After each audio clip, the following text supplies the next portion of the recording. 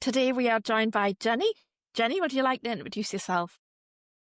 Hi, I'm Jenny. I am a trans widow. So a trans widow is a woman whose partner has decided that he is something other than a man, something other than his sex.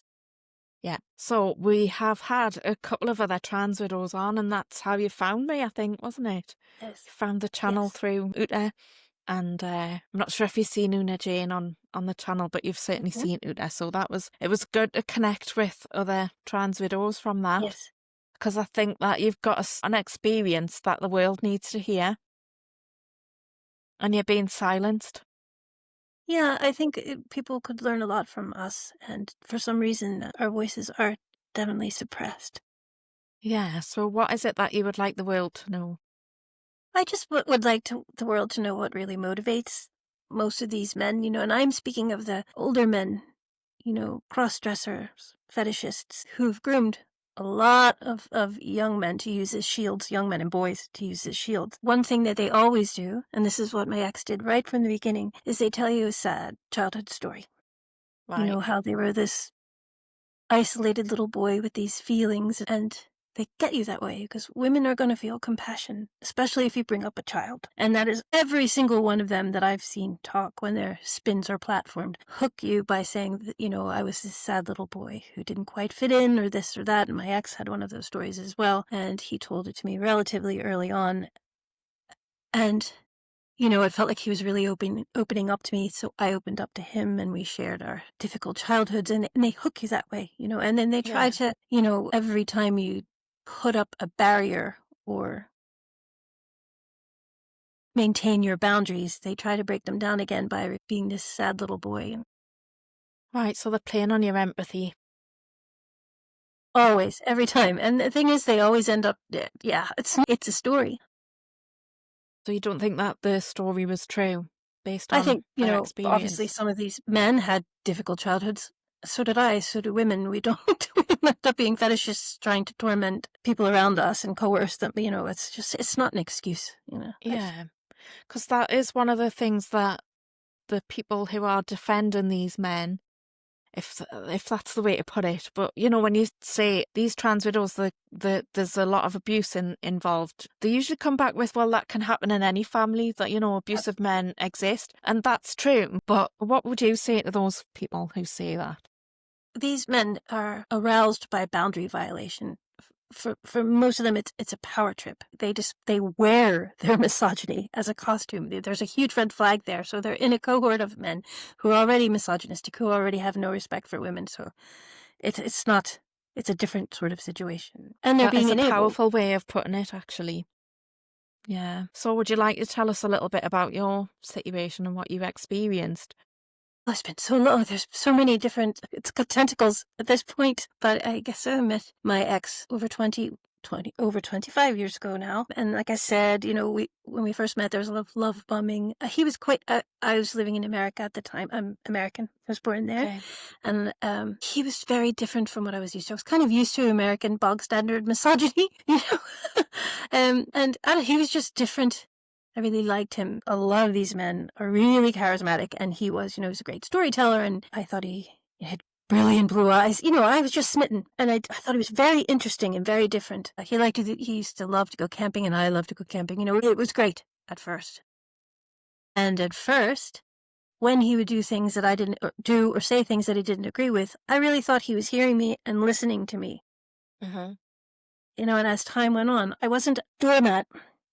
I would always say, hey, now stop this, or this isn't acceptable. And at the time, it felt like there was a dialogue, and he would take on board what I was saying. So I've talked about it Okay. before, and he did some things that he would watch porn, and I would say, hey, I don't like that. What are you doing? Or I don't want you to wear those, pretend that you're a woman when we sleep together, things like that. I never accepted any of that. And he would back off for a And long time. was that in the beginning Yeah, that it you would was, do that? well, no, I mean, it was so slow, not right away in the beginning, but the first time he wore women's clothes was when he told me, and he told me this childhood story about when he was a little tiny boy and it was very difficult at his home and he ran away. He came upon his auntie's washing line and took her clothes off the line and put them on and then fell asleep behind a haystack and was found later by his grandparents. And ever since, whenever he needs comfort, he would wear women's clothes. I'm paraphrasing, but that was the story. This sad little boy who was comforted when he wore women's clothes, and I was like, at the time I bought it. Now looking back, I have so much more knowledge and experience, but at the time I was like, oh, you poor thing, okay? You know, Yeah. Then later on they started to use points. Yes, I didn't put the things to. I have so much more Well, knowledge yeah, I now mean, than I lots of did men then. do watch Looking back, porn. but I never stood for it. He would stop for long periods of time, but they'd always tell me it was because he was depressed, and when he was depressed or felt vulnerable, that's when he would cross dress. Okay. It's just I mean, in a way, porn isn't really a red flag. It's something that lots of men do, and women. I mean, it's certainly a red flag, but my God, yes. So it's just, and it's a red flag in the context of how you're talking now, but in the context of not all of that, then, if it was just that on its own, it's not necessarily a red flag because it's quite normal. Yeah. I mean, in the Whether 90s, that's right or wrong. trying to make it cool girls would accept it. In the 90s, that was all the rage. What is it? What do they call those feminists? Well, they're not feminists. Third wave or something? Like, oh, yes, everything that harms me is good. But yes. Yeah. Yeah. So it happened quite gradually then in your Well, it relationship. did, yeah. And it was always, and if he was depressed or he was homesick, and there was always this idea that we were going to go home to Ireland and have this wonderful life, and I stupidly believed it and clung to it. And I left him a couple times, and it is very difficult to leave these men. They just stick right away with, I'm suicidal and you're the only person that understands me and blah, blah, blah. That's very manipulative. So I thought, and I wanted to move to Ireland. Mm-hmm. But once I moved to Ireland and I was away from family and friends and completely isolated, it just went, I just couldn't believe how bad it got so quickly. And to this day, I don't know if it was pre-planned on his part, but that's a long time. I mean, it was 10 years we were together before we moved to Ireland. So they can really play, these guys can really play the long game, but I still don't know how much of it was premeditated on his part. Yeah. And now, knowing what Ireland is, I had no idea that Ireland was so incredibly captured. It wasn't quite, although there was a lot of stuff going on behind the scenes that I wasn't aware of when we were moving here. We had groups like the Trans Equality Network Ireland were working behind the scenes to get the GRA passed here. Mm-hmm. And as I've said before, the Trans Equality Network Ireland is made up primarily of cross-dressing ex-husbands and fathers, in their 50s. So they're well networked then. Men, pardon me? They're very well networked. Very well networked. And when Ireland wrote its Gender Recognition Act, they closed kind of loopholes where women like me might have been heard. Mm-hmm. They made sure that we wouldn't be heard. For example, if a man in Ireland acquires a gender recognition certificate, his wife is never informed at any point. So I still don't know if my ex hasn't a gender record. He says he does, but he's not big on truth, so I don't know if he does. But I don't know how that's going to affect me or my kids in the future. Mm-hmm. Won't recognize our divorce because he acquired a no-fault divorce in America. He moved back to America to acquire a no-fault divorce, but Ireland won't recognize that divorce. So in Ireland, I will always be married to this man who could have a gender recognition certificate. I don't know, but yeah. Okay, so if you want, I'm stuck in this. I can't get out of it unless I, I'm sure I could challenge it in the courts, but I don't have the resources. No, because as they don't leave you with anything. They take as much as they can from you. This is common. Almost every trans widow. What does that mean? So if you wanted to get married to someone else, you wouldn't be able to? I can't. I would like to get married to someone else. Okay. But because I've been with my partner now for 11 years, and it would be lovely to have, to have him as my family rather than my ex, but I can't. Okay. Him as my next of kin. That's really tricky. So you've got children with this man as well? With my ex, yeah. And they are variously captured. And that is, I can't tell you, it's agonizing for a woman who knows what's behind this to watch her children be captured. After I got away, as soon as he brought it out of the bedroom, say, like he came into the sitting room where the children were with a dressing gown, but under the dressing gown, I knew he was wearing his lingerie or whatever. I got out. So my kids didn't see him cross-dressing. They weren't aware of what he was up to at all. Then years later, they started to come back with things that, trans things that I knew were inaccurate, and it frightened me, and I tried to gently affirm, tell them how, these things were dangerous. Yeah. My youngest was afraid to even talk about it. He was afraid that someone would hurt us if we even talked about it in any way other than yes, And to watch your kid, and if you try to say anything to them, they have been trained to fight you and make you the enemy. Yeah. It's Well, so difficult. It is so difficult, and it's so worrying, especially if you have a daughter. Think of your daughter going out there with the idea that just because some men claim to be women that they're safe. It's horrifying. yeah. And my youngest is in the local tech, and in local tech, there's a teacher who's a trans housing by proxy dad. He has the whole tech decked out in progress flags. He has trans equality network information all over the place in the common room. That should not be allowed. I tried to say something No. about it, but, I'm, of course, that crazy lady down the road. And even, I have to say, even people who knew supported me after I got away from him, because it was very difficult to get away from my ex. He just would not leave me alone. He just kept saying he was going to commit suicide and just all these antics. So even the people that knew exactly what was going on and supported me at the time, once I came out and started to make this public and take a stand against it, they could not stand by me because they didn't want to ruin their social life. Yeah. That's really painful. Yeah.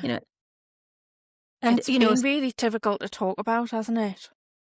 Well, I mean, it's dirty laundry that no one really wants to air. I don't necessarily want to tell people that I was sexually abused by my ex-husband, but I want to warn people. It's important that people know what's going on, especially because I worry about the young people.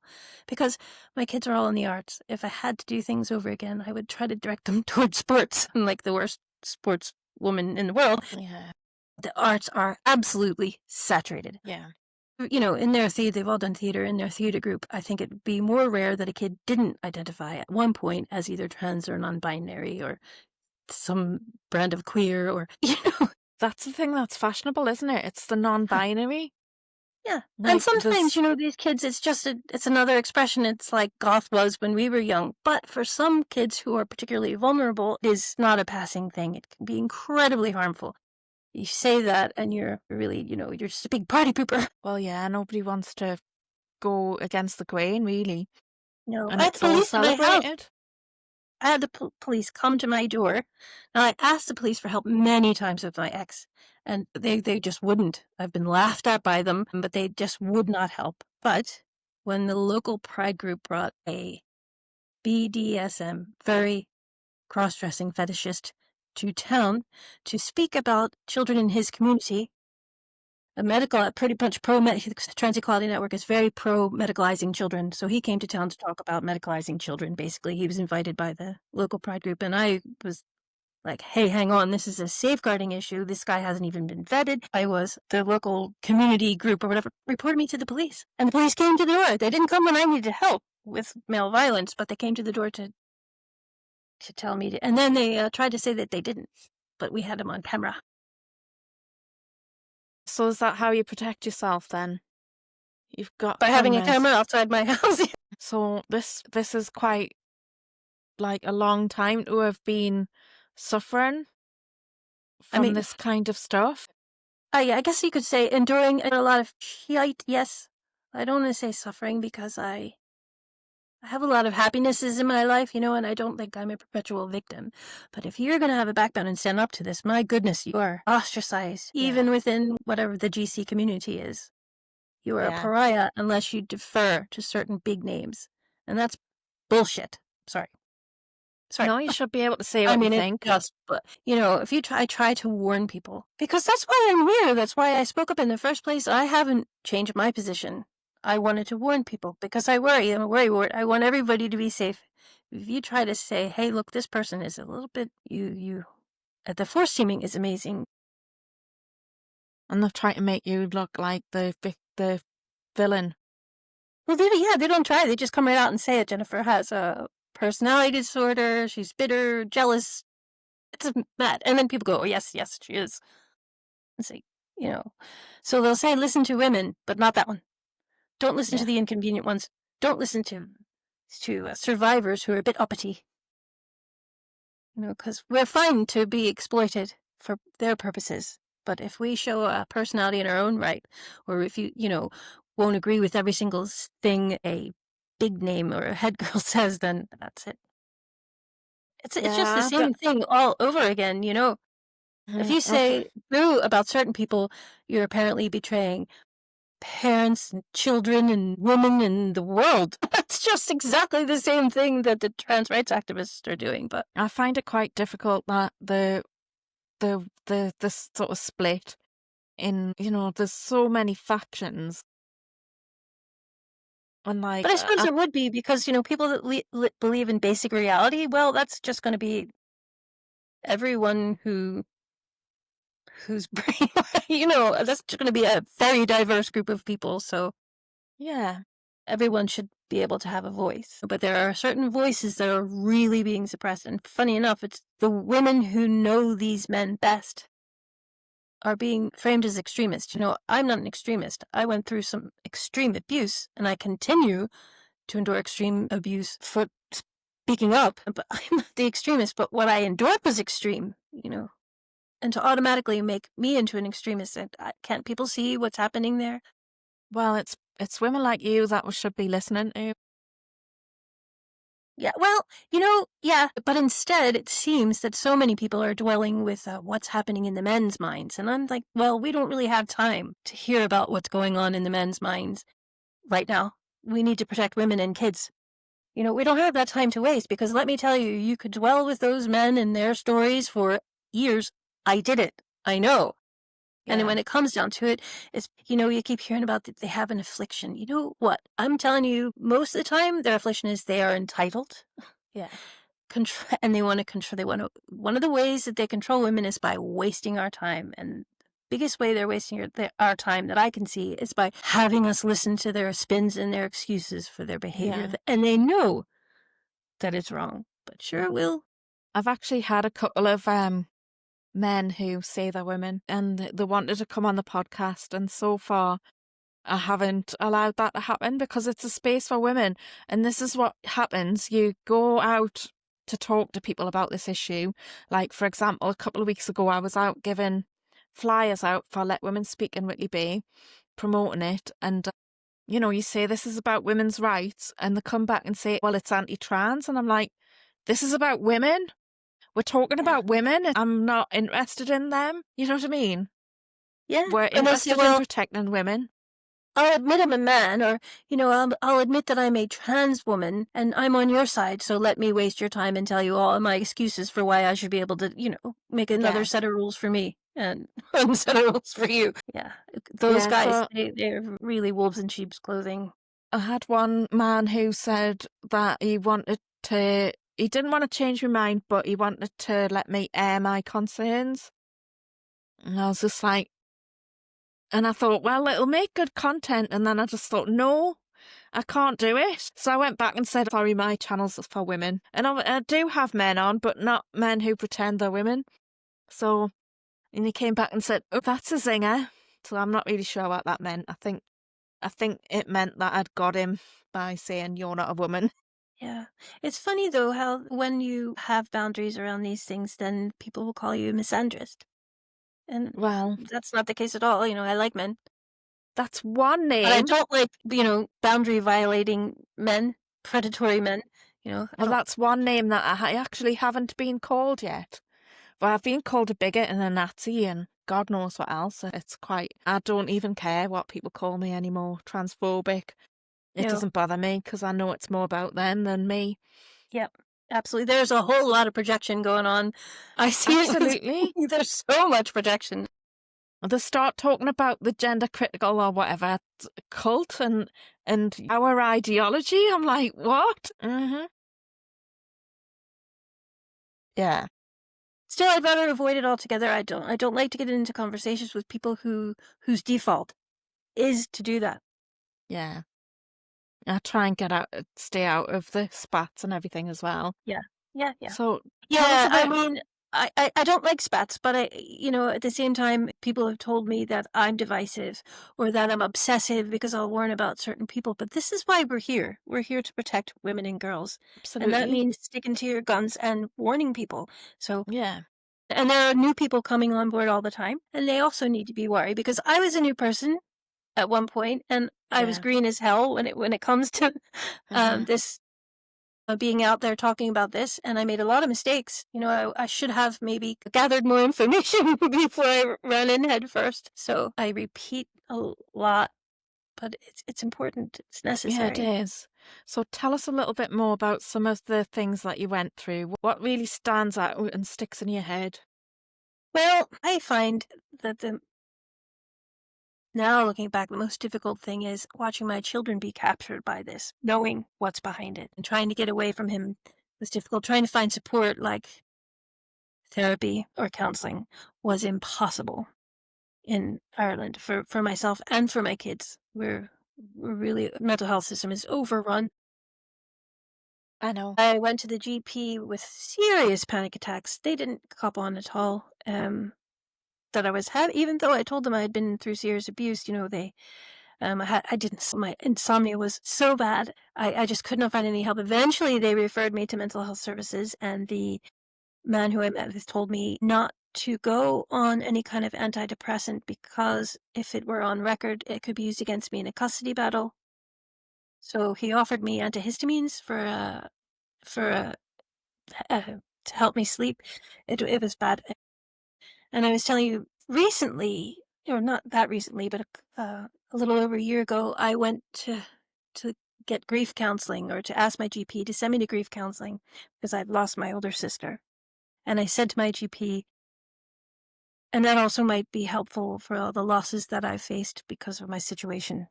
And the GP turned and said to me, "You're not grieving, you're just angry." Because the GP is captured and she knows what the locals are saying about me. Hmm. She was, And that's, again, that was projection because I was weeping. I was not angry. I was sad at the huge amount of loss that I've had over this. And I was looking for grief counseling to deal with well, my even if son. you were angry, that comes along for a reason. And it's an emotion that you need to process, and counselling can help with that. So I don't Yeah. understand a reasoning for that. It doesn't make sense as a Yeah. It was, counsellor to turn someone away. well, it was the GP to refer me to the grief counseling. You see, you have to get a referral I was looking for referrals specifically for grief counseling because when I've tried I went even on my own privately to find counselors. They don't understand what's going on. They're captured, aren't they? By the time you update it's at first, it was all about my ex. Then eventually we could stop talking about him and get around to me. It's just not worth it. Yeah, Now I think I would be able to find a counselor because so many more women are aware of what's going on. yeah, But it's been absolutely. over 10 years since I feel okay now. Yeah. So you don't feel like you need it now, but yeah, this And is what I'm not that, like, experiencing. and sometimes I get upset, but I don't. I feel like I've gotten the healing done that I Yeah, need to. I have to say, I've gotten a lot of help from women. There's yeah, from lesbians. I've had lesbians come to my home from hundreds of miles away just to sit with me and make sure I was okay. And that was wow. That was like so healing. I can't even tell you. yeah, it's good. There's a lot of Sitting at lesbians having a involved in coffee the, with me. Yeah. yeah, Letting me know that, no, I am not insane. No, it's not me. No, you know, what's happening is really shite and bonkers. Um, so what else happened to me? Yeah, it's just the stuff that happened afterwards. When I was with him, when I moved to Ireland and it got really bad, I thought at the time that if anybody knew what was happening, that they would be appalled. I didn't know how I was ever going to tell anyone because it was embarrassing because so much of it was a sexual thing. If anybody knew, because there was a point where he wouldn't even speak to me unless I played a banter of where he would call me mistress and I would pretend he was a woman. If I wasn't playing that game, he would not speak to me at all. And I couldn't get away with the children. Well, because I couldn't drive. It was just so bad. And I thought if I used to sorry, I'm getting ahead of myself. At that time, I used to call Women's Aid Hotline just to have somebody to talk to. Now, the chair of Women's Aid Ireland now is a trans rights activist who advocates violence against women who do not comply with the idea that, men like my husband are women. Uh-huh. So thank goodness that wasn't happening back then. I can't imagine what it must be like now for trans widows in Ireland. It's a nightmare.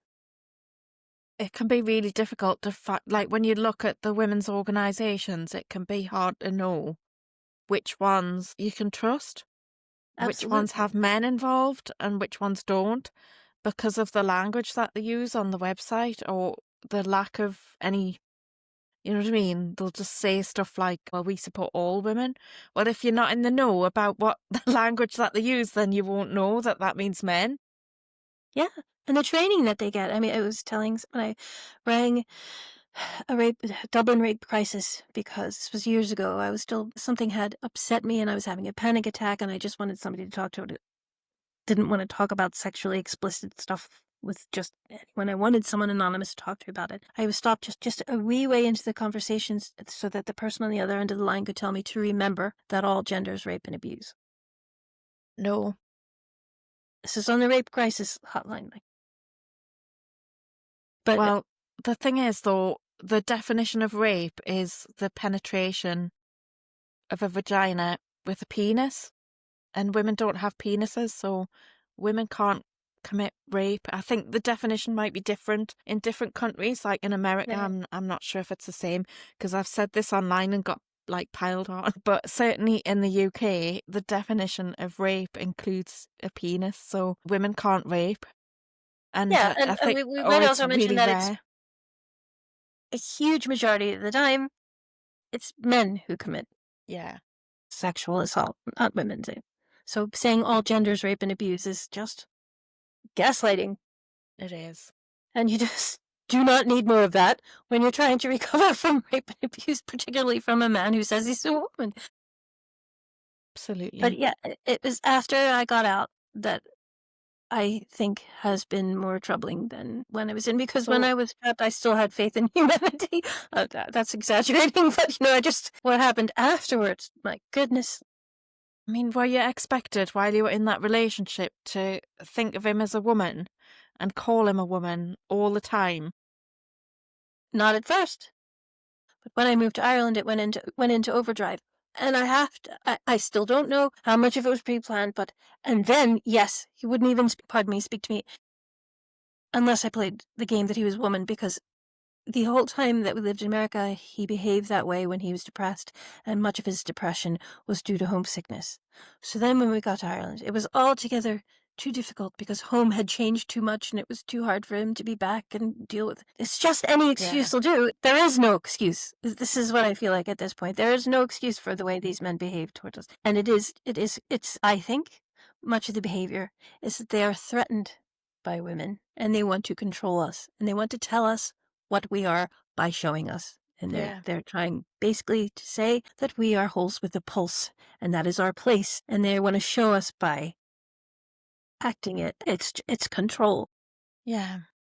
And what other people go like encouraging or shunning you if you didn't call him a woman as well at that time? It's just all putting women in our place. And were they calling him stunning and brave? Were they all on his side? Well, the thing with my ex was that he was very careful about who he told and when and where and why, because he, like many, wanted to get the most he could out of any situation.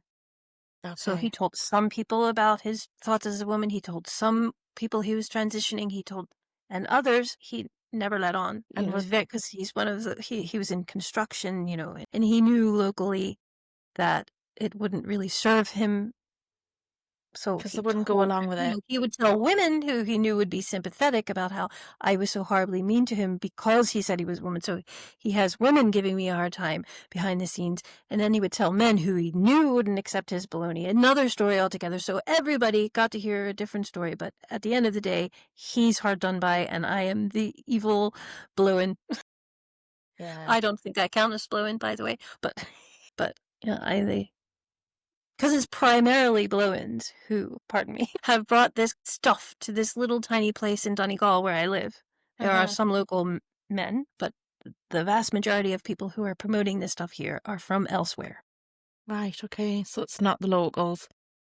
No, I mean, say most locals still have no idea what's going on. But after COVID, where do I start? When I spoke to Graham Linehan, these local men got wind of it and they were not pleased. And they wanted to counter the conversation that I was starting by speaking to Linehan. So they decided the best way to do that would to have a pride parade. And not a gay pride parade, a TQ plus parade, basically. And because COVID had happened, everybody was really into this pride parade because something was happening in town again. And so they had a huge crowd. And and that was the first year. They marched right past my house. They knew exactly what they were doing. They had signs saying love means love and everything else. Progress flags from one end of the town to the other. And it was a big FU to me, and it was a way to terrorize me. Absolutely. But if I tried to tell anybody that they would say, yeah, sure, it's all about you, Jenny. Yeah. But I talked to the guys. They were they used to be my friends. And they targeted one of my children relentlessly, by the way, So the next year was when they pushed their boat out even further and invited the guy from Trans Equality Network to target children. And that's when I raised hell. And then what they said in the town was that I was homophobic, not remotely homophobic. But they knew that nobody wants to be considered homophobic anymore. No. Everybody was very happy to go out to this parade and support gay people. They didn't know they were out there supporting TQ child groomers. Yeah. But all I had to do was say Jenny's homophobic, or she's making, she's all this stuff Jenny's saying is an online storm in a teacup. People are really happy to blow me off that way. And I know it isn't an online storm in a teacup from so many different directions. First from my ex, then from my kids, then from the way people have behaved since. It's not it is not something that happens online, but people don't want to face it. They don't want to face it in their little town. So somebody like me is upsetting this small town for no reason. People want to put their heads in the sand. Of course, there are people that are on my side. It blows people's minds when you explain how homophobic actually trans is. Yeah, you can't ever even get that far because they just look at you like you have 10 heads. If you try to explain it, it sounds so mad. They just think Jenny is a disturber of the peace. No, Jenny is that weird woman living Yeah, I have explained to people who hadn't heard it before that trans is homophobic, and it blew their mind, and they went all silent and they were thinking about it for ages. So I think it depends who it is, but obviously if they've already been got at, then it's more difficult. A couple years have passed since that last incident, and I noticed this year when they had their parade, they had maybe 10 people watching them on the sidewalk, as opposed to huge crowds after COVID. Yeah. There's many reasons why that could be, but I think in part it's because people are copping on. Because it's more and more in the mainstream, the information about this. And they probably listen to their kids regurgitate some bonkers stuff. Yeah, absolutely. But, I used to be involved in this community group, and there was a charity shop that I used to work and volunteer in a few times a week, and all that's gone for me. I don't have that social part of my life. My social life now consists of going to the shops where everybody is actually really lovely. Hi, Jenny. Hi, Emma. Hello. Go home. That's my social life. Yeah. Fortunately, I'm an introvert, and I'm happy enough that I do nothing in my garden, and I have a lovely partner. But it's something else when you really think about it, So have you got a social network now? Because there's lots of groups of women who are of the same mind as us, who are involved in activism and stuff. Yeah, they just don't live in my town, but I have a couple close friends. I'm exaggerating. I have friends that drop in for a cuppa, and it's lovely. I just think it's an interesting thing to take outside of myself and look into it. It's incredible that I've been turned into this crazy lady when I'm just about reality. It's not me that's crazy. What's happening is crazy. Absolutely. But it's the same old. Like in this town, there is a known pedophile. Now, that's not me exaggerating. He was in a documentary. It was documented that this man went to Nepal to prey upon poor young boys and their families. This was proven. He's now embraced, and the people who exposed him are the pariahs. And it's the same sort of thing with me. The people that expose the dark underbelly that nobody wants to know about, even though exists, are the pariahs. I don't think that'll ever change for me. I'm always going to be that wrong and who made people look at stuff they didn't want to see. Well, that's fair enough, fine, as long as I keep people safer. I think it's women who don't go along with the like the narrative of the day that's seen as weird and vilified. It's like witches, isn't it? The whole Absolutely. narrative around witches. It's never gone away. It's just changed. The language has changed. Yeah. Now we're TERFs. Yeah, I've totally embraced it. I have a broom with a hat on it sitting outside next to my front door just Do to go, "Hey, you? I'm a little feisty." I'm like, "Okay, then I'm just gonna laugh back at you. I'll just I'll just embrace that witch thing." Absolutely. But, That's what if I they could find. A put me lot on the of women have got, crossroads, they would. I'm telling you, like, that's yeah, what it felt like. a lot of women have got a good sense of humour around this, and that's what you need to get through it, My goodness, really. you have to. That's what healed me at the end of the day. I think Yeah, turfs are funny. yeah, But yeah, but I mean, and that nice dry funny that really gets me. I keep telling people if I write a book or a memoir, it's going to have to be like a slapstick comedy because it's just yeah. I'm just like, What sort of advice would you give sort of a younger woman who's just getting married and, well, not just getting married, but just finding out that this is happening to in her life? I would say to trust your instincts and protect yourself and keep your own boundaries. And all these men have the same stories. It's difficult because I hear from more and more younger women, and of course I do, because young women have been told that these men are the priority. And a lot of these young men have been groomed. It's so complicated, but I just would tell women to listen to their instincts. It's not okay to cross these boundaries, and these men aren't women. If your partner says he thinks he's a woman, that's it. Don't just get out. Yeah. Just keep yourself safe. You don't You can think they have can compassion for stay? the person and hope that they're okay and hope they get the help they need, but you don't have to provide it. Yeah. I say the sooner the better, because the longer it goes on, the more confusing you get, because there's a lot of manipulation and people are taught to gaslight. Like when I see the kids who are, not just mine, other people's kids who are captured, they are taught Darvo. They're taught to gaslight and they're taught to manipulate the language and turn it around and project. It was so difficult to deal with my ex because he used all these tactics. Now people are taught these tactics. You see them, it's just common to behave this way. It's such a quagmire. So I would just In say, some get ways, though, away. I think we, as a society, it's more well known. Like Darvo, that wasn't a thing. Like I would say, like 15 years ago. I don't Yeah, think we don't I'd have a heard name of for that. it. Yeah, we didn't have Yeah, a name for it, but now we do.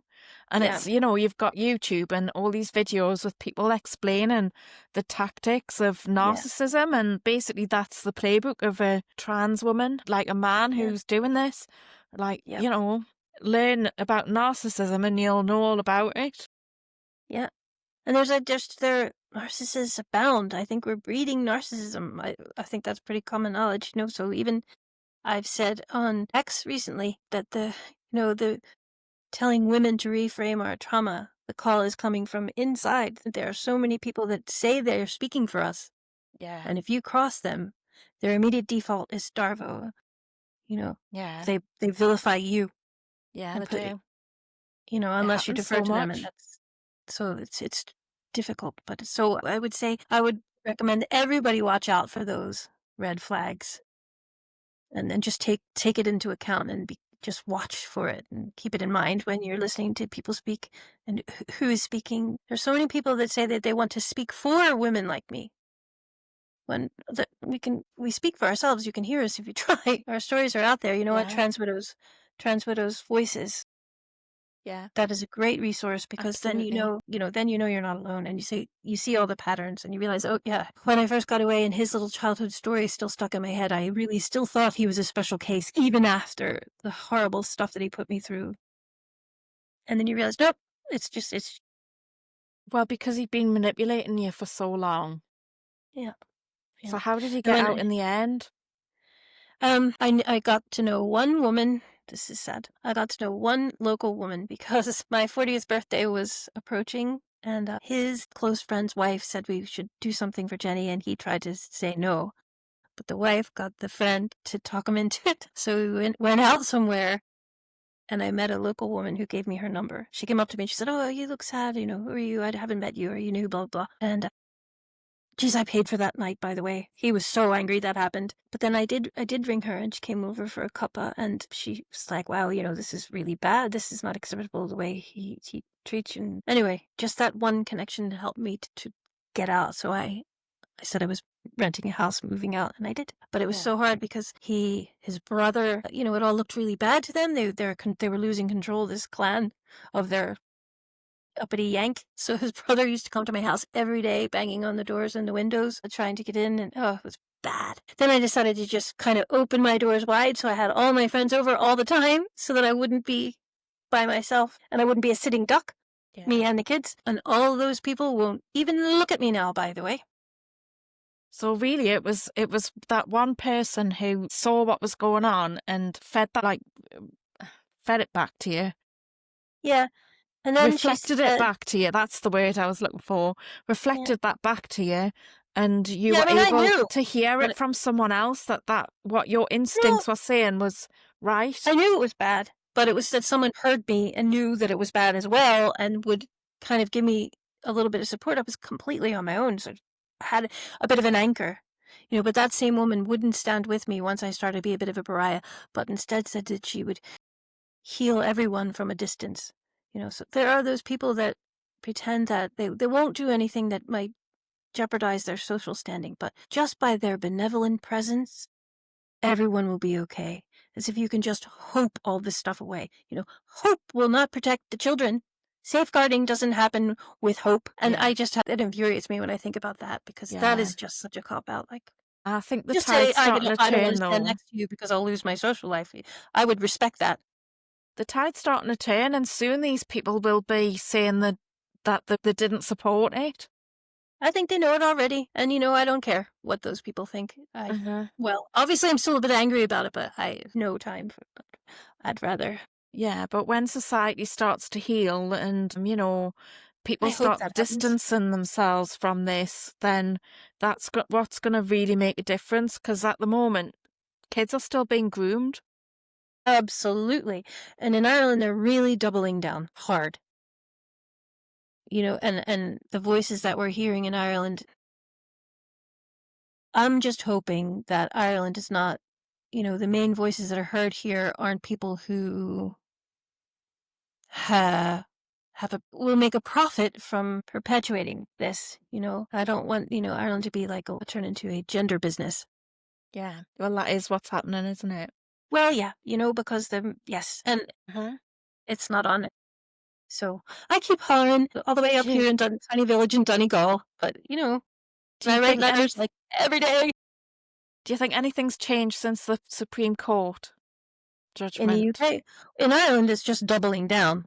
Yeah. What's happened here is doubling down. I don't know. I think, judging locally, I think people are starting to see it, definitely because there were so few people out to support that parade recently. Yeah. And the parade itself was even small. Local marching bands weren't in it, Mm-hmm. you know.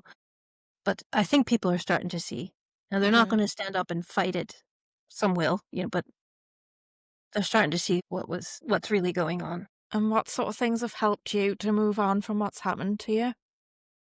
To move on from what's happened, it's very difficult to move on from I keep trying to move on from what's happened to me, but it's ongoing because, I think, right, I'm going to retire, and all I'm going to do is my proofreading jobs and gardening and some. But then I just can't. When I see people still being gaslit, or when I get a letter from someone who needs help, or when I go, I just feel like I have a responsibility to help people understand what's really Yeah. happening. Yeah. What these men are really like, especially because these men are being platformed as victims themselves constantly, as if they have an affliction, an innate affliction. No one has an innate affliction to steal women's undergarments, for heaven's No. sake. It's No. misogyny and porn. But some of the young ones, it's far more complicated, but it's grooming. Yeah. When they say these old school transsexuals, I'm like, yeah, my ex, he's 65 years old. He's an old school transsexual, and he's not safe. They've always hated women. Even Uh-huh. when you talk about AGP, so Blanchard, who coined that term, would not consider women's input whatsoever. In fact, he just thought that we were kind of begrudging. And to this day, he said recently in an interview that, some of these men, their women are revolted by behavior. So understandably, these men push back. Or in other words, he So was it's the saying that they're fault of women. justified in their violence for women. So, at the very end there, my ex was raping me. Now, he didn't jump out from behind the bookcase in our hallway and attack me, but he was pushing me to do things that I wasn't saying no. There was no consent there whatsoever. He knew that he was violating me against my will. And this happened in my home. There was progression toward that, but in the end, I was nothing to that man but a prop. And as a pulse with a hole, or a hindrance to his, someone that got in the way of his fetish. Yeah.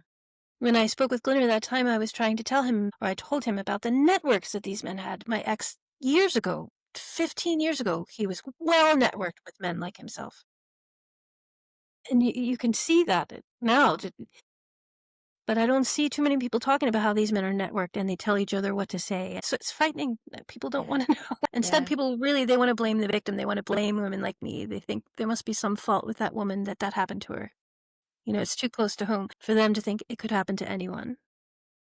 They don't want to think that. They want to think that would never happen to me. But then I say, well, look around.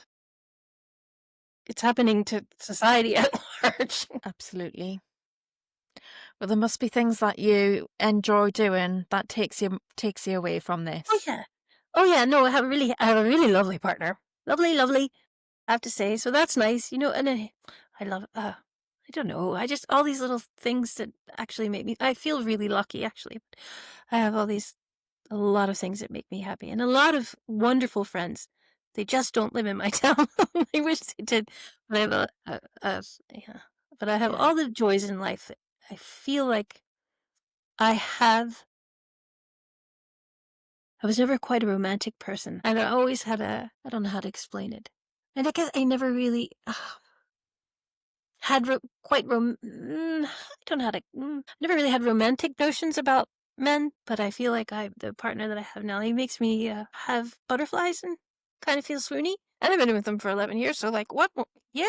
It hasn't faded yet. No, well, he's solid. There isn't one. I can't think of one instance where I've felt let down or betrayed or hurt by that man. So that's wonderful. Yeah. And my kids are all doing good. And How old are your kids now? he's 6, 22, and 18. You've got 3. They think I'm a wrong'un. They do believe that I'm a turf and that I'm wrong and embarrassing. But I raised them. Uh-huh. And I hear the things they say, and they know boundary. They are very well boundaried individuals. Yeah. So I think they can keep themselves safe, and that's important. And I don't think that they would harm or gaslight other people, if you know what I mean. Yeah. It's not all doom and gloom when it comes to them. Yeah, that's good. So you've done quite a lot of other talks. I've talked to, I talked to Women's Declaration International a couple times, and I did a talk at Not All Gays Ireland. Those guys are brilliant. That's a young lesbian and a young gay fella. I don't know if you want to say gender critical, fighting this kind of thing. They put on an amazing conference. Yeah. And they were kind enough to give me a voice. I'm so grateful. And they're brilliant. So that was really good. Yeah. And talk to this person and that person. I do talk to people who I trust. I'm happy to talk, because it's just important that women like me are heard. Yeah, definitely. But for some reason, women like me are a big threat to a lot of people from all different directions. And I've yet to understand why. Well, because you're exposing it. Yeah, but I mean, even people like on our side, really, that kind of boggles my mind. It is difficult when there's so much infighting. I try and keep out of it, but... Yeah, but the thing is with the infighting is, what I do is not infighting. I don't feel like it is. I feel like it's just setting the record straight, warning people, and sticking to my guns. Because if you don't speak your mind because you're afraid to be divisive or be accused of infighting, you're letting people roll over you like that. There's smallest voices like me are going to be squelched. Will be run over. You can't. It's not we can't make it. I can't homogenize this whole thing. Yeah. There's lots of different perspectives, and I think we need to hear all those different perspectives, even if we don't agree with them. It's really important to bring them out into the open and air them so that we can think about it and critically, Yep. like critically think about what's going on and Yep. kind of get to the bottom of it. Yep. Yep. Yep. And I think listening to people with their, in the coal face, people, what do they call people with skin in the game is very Yeah. important. It is. Absolutely. So do you think you would have been a public speaker if it wasn't for this? No, I'm getting a little bit better. I was absolutely petrified when I spoke. The first time I spoke with someone called Erin Brewer, she's brilliant. She's American. I was so nervous. I was so nervous when I spoke to Gremlin Hen. I think people assumed I was far more fragile and traumatized than I was because I was so nervous Yeah. speaking publicly. But I Yeah. still think that to a degree, Yeah. it's not my forte. And so I think some people were really surprised when I wouldn't put up with baloney. They were Yeah. like, oh, wait a minute. I thought Yeah. you were a malleable victim. Yeah. Yeah. You're a problem, aren't you? That's what happens when you're quiet or you don't speak, like you don't say very much. Then people think that they can walk all over you, and then they Yeah. find out that they can't, and they're surprised. I find Yeah. that because I'm quite like in a big group. I'm not the dominant person. Yeah. I prefer to sit back and just listen. But I think the more you speak publicly, the easier it gets. Yeah. Definitely. Yeah. Yeah. It was. So you're gonna I keep was. doing it. It was really hard at the Not All Gays conference. Because it was the first time in a room with over 100 people. That was terrifying, but I did it. Yeah. So Yeah. yeah. And obviously, like a lot of people see you on when you go on a podcast, but you can't see them when you're recording it. Yeah, It just feels exactly. like a conversation between us. Yeah, what helped at the at the Not All Gays, I lifted my glasses up on my head like this so that the audience was blurry. So when I looked at the audience, I couldn't really see them. If they were scowling at me, I couldn't tell. It helped a little. Yeah, I think sometimes it's good just to focus on one person who's like, that they're on your side and just talk to them. Yeah, I yeah. find that makes it easier. Oh, I wanted to address something really quickly before we go that I thought of, some people have said, that trans widows can't show their face because they need to protect their kids, and that is absolutely true. The reason that I took the chance was because I felt so desperate and worried because he would not leave us alone. His enablers wouldn't leave us alone. My kids were being more and more captured.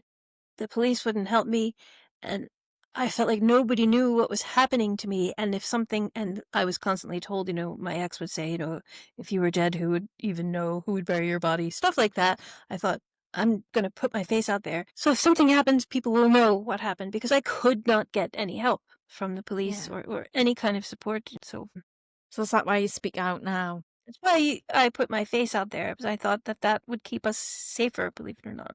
Mm-hmm. And do you think that's worked? I think it has, yeah, because my ex stopped tormenting me to a large degree. He did sit outside the house for hours staring at my house now a couple of years ago, and when I called the police, they wouldn't take a report. And I insisted that they at least take a description of this man because I'd gotten back to me that he was going to get revenge or whatever. So I insisted the police take a description, and when I described him, they said, well, what were you doing with a weirdo like that anyway? This is what you get. It's victim blaming, isn't it? Yeah. Oh, but they came to the door when someone like my ex cried to them that I was picking on them. This is the thing, though. It doesn't start off with frilly knickers. That's how it ends. He didn't attract you by getting his, auntie's knickers out, did he? I don't even. Yes, it's just. Yeah. Who knows? I think just that I was quiet, and I think that's what it was, that I was quiet, and I surprised a lot of people because I might be quiet, but I'm not sure that's. No, absolutely. So is there anything that you'd like to promote? Well, I just want to say Trans Widow's Voices is huge. And Jeff Vashnavi's film, which Ute also mentioned, that's brilliant if you want to hear from Trans Widows. Yeah. And Not All Gays Ireland are brilliant. And they are the way forward, because they're the same age as my kids. Some of them are the same age as my kids. So whereas my kids still seem captured, and that brings me down sometimes because I'm not sure that they will ever understand why I took the stand that I did. Then I see Not All Gays and I'm like, yeah, it's going to be okay. Ireland's going to be okay. Because like I said, I'm worried that, someone who has an interest in really perpetuating this is going to be the main voice in Ireland. And that is indisputable. If a gender business is the main voice in opposition except not really, to this in Ireland. Where's that going to leave us? You Yeah. know, but then I see brave young people who are not taking any shit. Yeah, that's what I've noticed at Let Women Speak. There's a lot more younger people coming to that now, Yeah, it's great. It's really good particularly to young women. see. So that's really good. Yeah, yeah, because Well, they're the Jen, future, you know, and yeah, they're in the brunt of it. Like it's their peers that are telling them this. absolutely. It's much harder for them to come out and speak out against it in some ways. Yeah, but gays and lesbians and bisexuals, yeah, you know, because they've sewn themselves to us, and it doesn't have anything to do with us. No, absolutely not. Well, Jenny, thank you so much for coming on and sharing your story. It's Thank you really very much. going to help a lot of other women, I'm sure. I hope so. But thank you so much for coming on and Thank you. sharing. It was Thank really you. good to have you on. Thank you. See you later, Kelly. Bye. Bye.